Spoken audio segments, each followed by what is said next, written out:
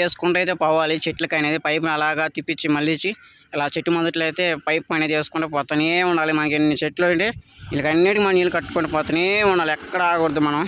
నేను చేయాల్సిన డ్యూటీ ఇదేనండి, డైలీ అనేది ఏం కాదు. ఒకసారి నా డ్యూటీలు మారుతూ ఉంటాయి అన్నమాట ఇంటికాడ నాకు. సో ఈ 2 చెట్లు కంప్లీట్ అయిపోయినాయి కదా. ఇంక మనం ఇప్పుడు జాయింట్ చేస్తున్నాం కదా పైప్ మనం. సో ఇలాగైతే చెక్ చేసుకున్నాను అనమాట ముందుగానే. సో నీళ్ళని అయితే చెట్టు మొదటిలాగా అయితే పోతుంటాయి. ఇప్పుడు మనకి చేసిన కదా ఈ జాయింట్ మనం ఓట తీయాలి. ఇప్పుడు మనం ఈ జాయింట్ ఓట తీసేసి ఆ చెట్టు గడాలి. సేమ్ అంతేనండి, ఆ పైప్ ముందుగా జాయింట్ చేసింది అక్కడ సేమ్ ఇదే మనం జాయింట్ మనం ఓట తీసుకుంటూ అలాగా వెనక కట్టుకుంటూ పోవాలి. నెక్స్ట్ వచ్చి మనకి ఆ ఎరువు ఉంది కదా, ఆ ఎరువు కానీ లైను ఆ చెట్టుకి అనేది నీళ్ళు కట్టుకోవాలన్నమాట. పైపులు అనేది మనకి ఇటు సైడ్ ఉన్న పైపులు అటు సైడ్కి పోవాలన్నమాట. ఎరువు కనిపిస్తుంది కదా, ఎరువు సైడ్ అనేది పోవాలి మనకి పైపులు అనేది. సో ఇదంతా అయితే క్లియర్ అయిపోయిందండి. ఈ లైన్ ఉంది కదా, ఈ లైన్ అంతా క్లియర్ అయిపోయిందన్నమాట. చెట్టు మొదట్లో నీళ్ళు గమనించండి, బాగా కనపడుతుంటాయి. ఈ రోజుకి అయితే ఈ పక్క లైన్ అయిపోయిందన్నమాట సోమవారం రోజు అనేది.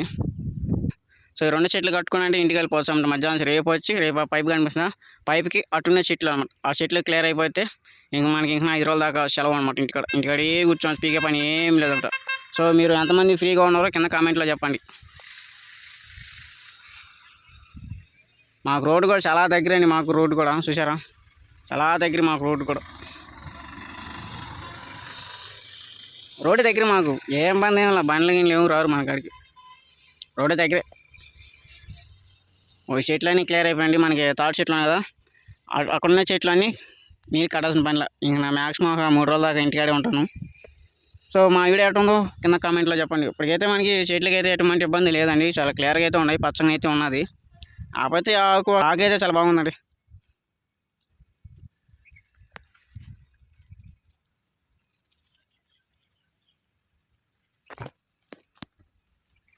ఆకైనా చూసారు కదా, చాలా క్లియర్గా పచ్చంగా అయితే క్లియర్గా ఉంది.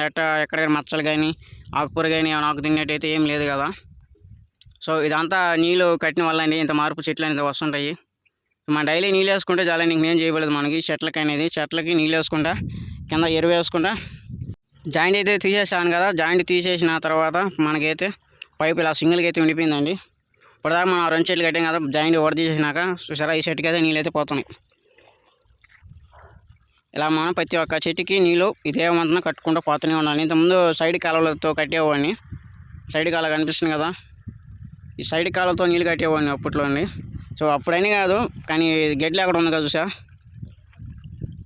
తోటలో గడ్డి అక్కడ కనిపించలేదు, ఓన్లీ మనకి చెట్టు మొదట్లో వారి గడ్డి కనిపిస్తుంది కదా. అందువల్ల అనేది ఈ కాలువలో నాన్ స్టాప్గా అయితే ఆపేసినాం. రోటవేటర్ వేసినాక పైపులు అయితే కొన్నాడండి మా నాయన. పైపులు కొన్నాక నేను ఇలా నీళ్ళు వేసుకుంటూ పోతా ఉన్నాను. ప్రతి ఒక్క చెట్టుకి ఇదే మనం కట్టాలి. అలా జాయింట్ మనం పైపు వడదీసేసి ఇలా నీళ్ళు వస్తూనే ఉంటాయి అన్నమాట చెట్టు మొదట్లో మనకి. సేమ్ నెక్స్ట్ కూడా అదే అంటున్నా, పైపు తీసేసి ఆ చెట్టుకి నీళ్ళు వేసుకోవాలి. అది కూడా సేమ్ అంతే అండి కొనా వారికి. సరే ఈ నిమ్మ చెట్లు నీళ్ళు కట్టాలంటే ఇంతకంటే ఇంకా కష్టం పడదని కొంతమందికి అయితేను. ప్రతి ఊర్లో మీరు నిమ్మ చెట్లు నీళ్ళు ఎలా కడుతున్నారో ప్లీజ్ కింద కామెంట్లో చేయండి. అండ్ ఇలా కాళ్ళతో కడుతున్నారా లేకపోతే ఇలా పైపులతో నీళ్ళు వేస్తున్నారా అనేది కొంచెం కామెంట్లో చెప్పండి. ఇప్పుడు నాకు వచ్చి ఒకే ఒక లైన్ ఉందండి, కనిపిస్తుంది కదా, ఆ చెట్టు కాడ నుంచి కొనావారు పైకి వెళ్ళిపోవాలంటే పైకి వెళ్ళిపోయినండి. లైన్ అనేది క్లియర్ అయిపోతే నాకు ఇంకా డ్యూటీ కూడా ఇంకా రేపు నుంచి వస్తాం నాకు డ్యూటీ. ఇంకా రేపు లెక్క మధ్యాహ్నం దాకా అయితే కడుతుందండి, ఎండకి అంత ఓపిక లాగా నీళ్ళు కట్టలేకపోతున్నాను. సో ఇది నిండేటప్పటికి ఇంకా గంట పడుతుంది. సో ఈలోగా మనం ఆ పైపు మనం చెక్ చేసుకున్నామండి, మనకి నీళ్ళు అనేది చాలా సులభంగా పని అనేది అయిపోద్ది. అలా అయినా కానీ వెనక్కి దొల తిరిగిపోతుందండి. వ్యవసాయం అంటే కూర్చొని చేసే పని కదా అనుకుంటారు, కానీ ఎండ కష్టపడాలండి. దొల అంటే దొలే తిరిగిపోద్ది అన్నమాట. సో మా వీడియో ఎట్టుందో కింద కామెంట్లో చెప్పండి.